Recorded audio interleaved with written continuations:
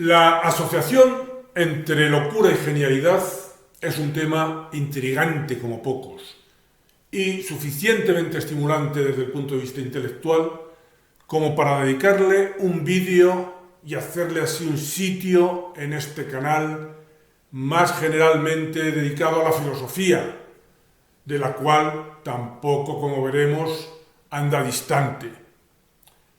La idea de partida ha de ser el hecho de que tanto el loco como el genio se han salido de los márgenes de la normalidad, en la cual vivimos los que aceptamos el modo común de asociar unas cosas con otras, que llamamos conceptos, mientras que ellos, locos y genios, hacen asociaciones imprevistas y originales, creando conceptos propios, inéditos, con bastante mayor éxito, como resulta evidente, los genios que los locos.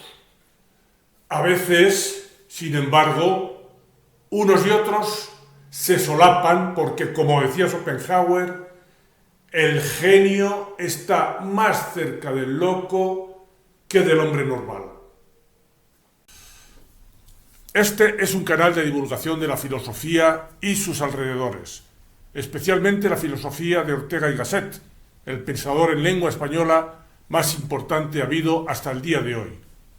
Ayúdame en esta tarea divulgativa haciéndote suscriptor y dando al me gusta. Vayamos en busca del momento en el que comienza esa trayectoria que diferencia a las personas, digamos que normales, de la que empiezan a recorrer por los márgenes tanto el loco como el genio. Situémonos en el modo diferente que unos y otros tienen de confrontarse con lo que se desconoce, es decir, en el modo de aprender. Aprender consiste en asociar algo que desconocíamos con algo conocido, que sirve de anclaje y amarre de eso otro que hasta entonces vagaba en los terrenos de lo indiferente. Se aprende, pues, podríamos decir, a través de metáforas. Esto que desconozco se parece, es como si fuera algo en algún sentido equivalente o equiparable a esto que conozco. Se produce así, con el aprendizaje, un efecto unificador entre los estímulos o las cosas que aparecen ante nosotros, los cuales vamos incorporando dentro de esos receptáculos, de esos recipientes compartidos que llamamos conceptos. Observando, por ejemplo, diferentes árboles, llegamos pues al concepto de árbol. No hay más secretos ni complicaciones. Llegar a formular un concepto exige pues abstraerse de las realidades concretas e individuales y ponerse a caminar hacia el punto en que todas ellas se van fundiendo dentro de esos ámbitos unificadores de significado compartido. Árbol, en ese ejemplo que nos ha salido al paso. En el momento inicial de ese proceso no se ha adquirido todavía una mínima capacidad de abstracción y uno está atrapado en la percepción de cosas concretas sin capacidad para hacer generalizaciones. Es lo que le ocurre al bebé y por esta misma vía regresiva al esquizofrénico, como decía el psiquiatra Kurt Goldstein. Decía, para el esquizofrénico no es posible pensar de manera general en la mesa. Siempre piensa en una mesa en particular. No puede concebir el concepto de la mesa independientemente de una mesa real. También hacía gala de algún modo de esta incapacidad para la generalización el escritor portugués Fernando Pessoa, que no andaba lejos del modo de pensar esquizofrénico cuando decía: no hay normas, todos los hombres son excepciones a una regla que no existe. Es desde esa posición inicial en la que no ha comenzado todavía a ejercitarse la abstracción, desde donde se pone en marcha el proceso que va empujando hacia esos recipientes unificadores de cosas individuales que son los conceptos. Como dice Ortega, comprender es por lo pronto simplificar, sustituir la infinidad de los fenómenos por un repertorio finito de ideas.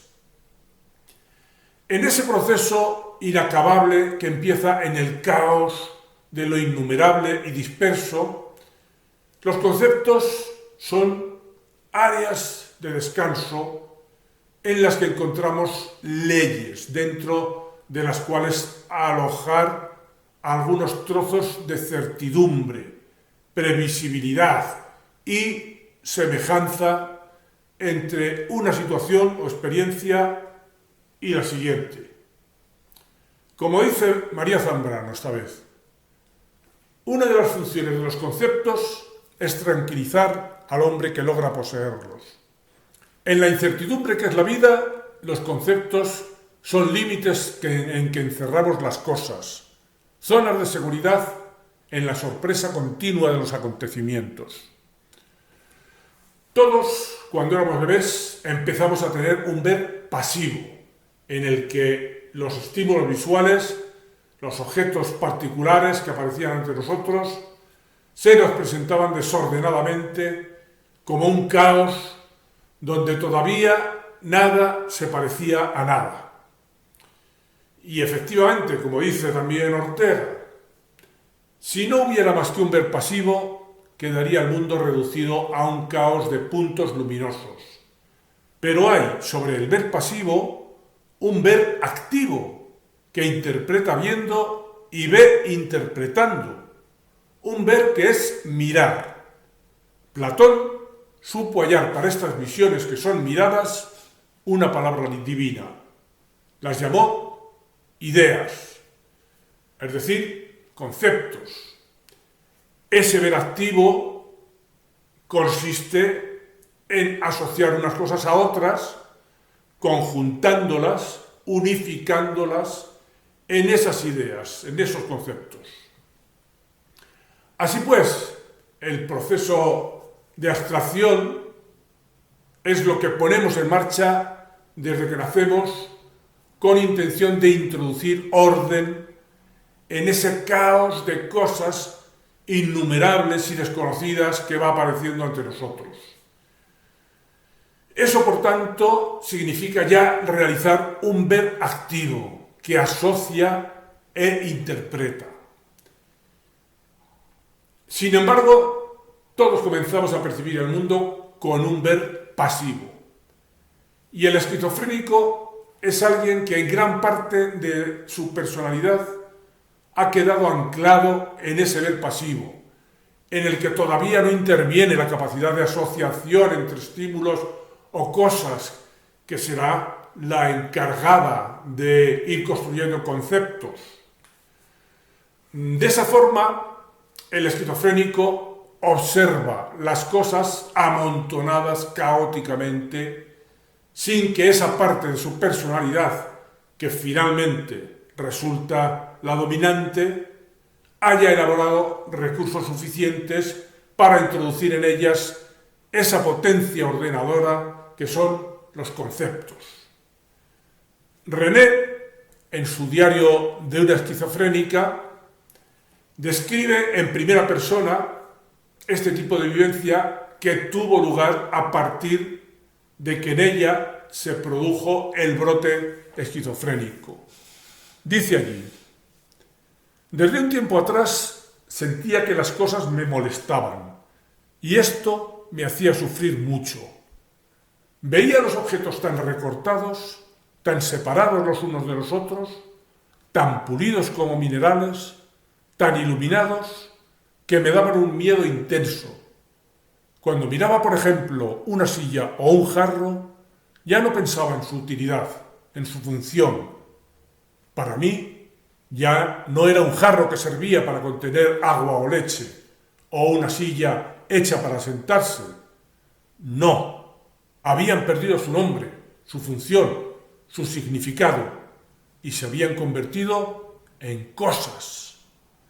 Y estas cosas se animaban. Intentaba escaparme de su dominio pronunciando su nombre. Silla, jarro, mesa, es una silla, pero la palabra había sido como decantada, despojada de todo significado. Había abandonado el objeto, se había separado de él, y de un lado estaba la cosa viva, burlona, y por otro su nombre, desprovisto de sentido, como un recipiente sin contenido. Ya no lograba reunirlos. Ya no lograba reunir René, la cosa individual y concreta, con su concepto, con la categoría general a la que esa cosa pertenecía. Las cosas, por tanto, para René, habían perdido su significado, habían perdido el nexo que las unía con otras cosas semejantes, bajo el amparo de un mismo concepto. Cada cosa vagaba a su aire independientemente de las demás cosas, las mismas que para una persona normal están incluidas dentro de un mismo concepto. Y de manera semejante a como le ocurría a esta mujer esquizofrénica, René, le ocurría también a Antoine Roquentin, el protagonista de La náusea, la novela de Jean-Paul Sartre, que describía de esta manera lo que le estaba pasando a Roquentin, cuando, subido a un tranvía, pasó precisamente por esta fase inicial de su crisis que, sin violencia, podemos asimilar a la esquizofrenia y que él llamaba la náusea, muy bien descrita, por esta vez, por Sartre. Apoyo la mano en el asiento, se decía Roquentin, pero la retiro precipitadamente. Eso existe. Esta cosa en la cual estoy sentado, en la cual apoyaba mi mano, se llama banqueta. Murmuro, es una banqueta, un poco a modo de exorcismo, pero la palabra permanece en mis labios, se niega a posarse en la cosa. Las cosas se han liberado de sus nombres, están ahí, grotescas, obstinadas, gigantescas, y parece imbécil llamarlas banquetas o decir algo de ellas. Estoy en medio de las cosas, cosas con C mayúscula, las innominables.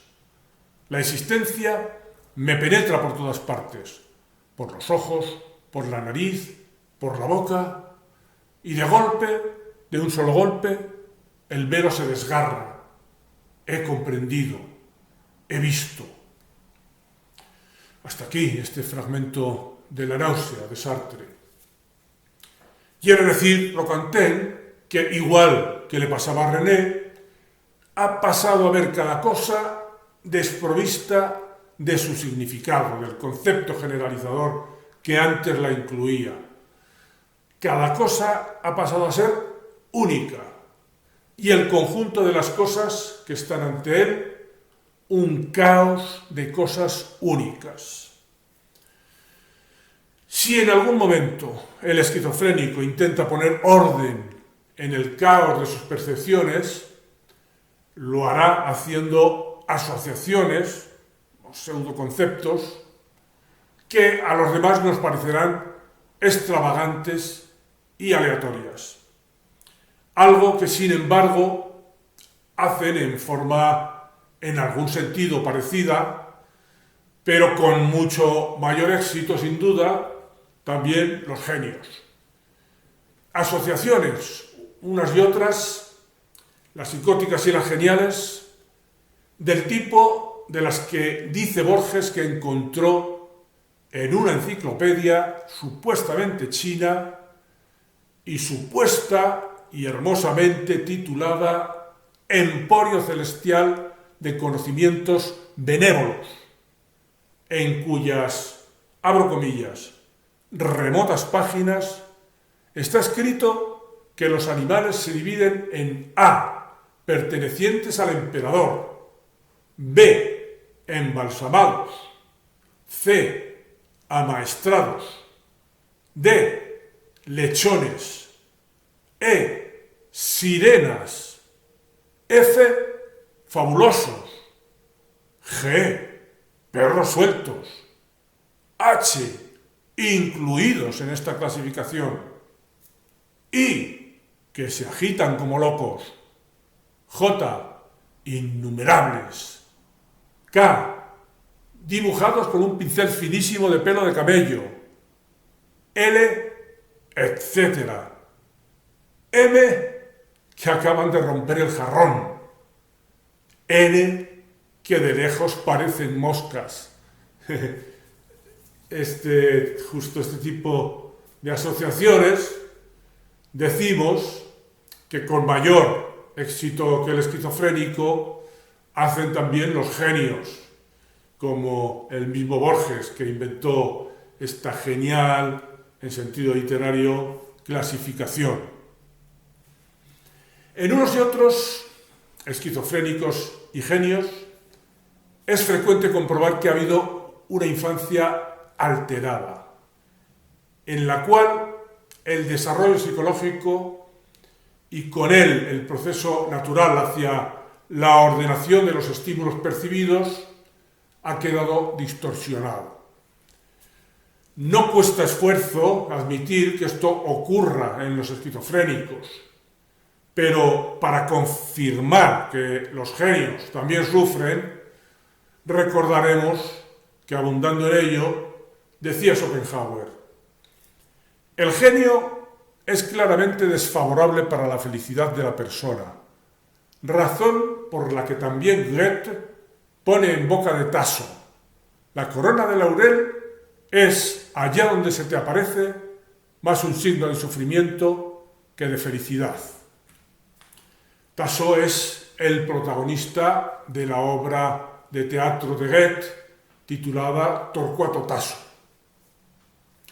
El caso es que mientras que las asociaciones mentales que en la persona normal van dirigidas a la formación de conceptos homologados, en los esquizofrénicos y los genios conducen hacia un tipo de asociaciones originales y extravagantes.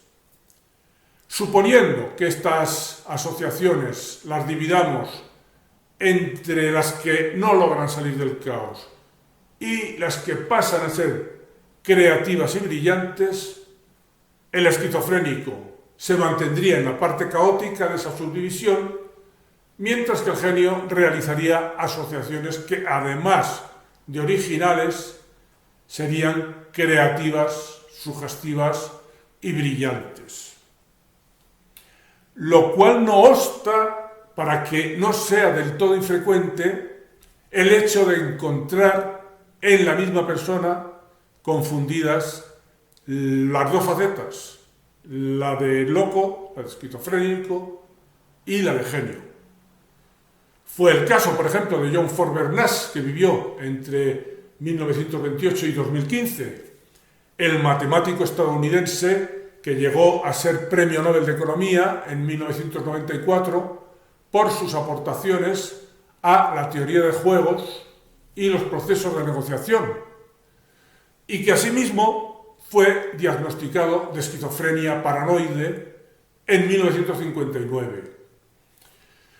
Es un personaje muy conocido gracias a la novela de Sylvia Azar, Una mente prodigiosa, publicada en 1998 y que fue llevada al cine en una película que obtuvo 4 Oscars y que dirigió Ron Howard y protagonizó Russell Crowe.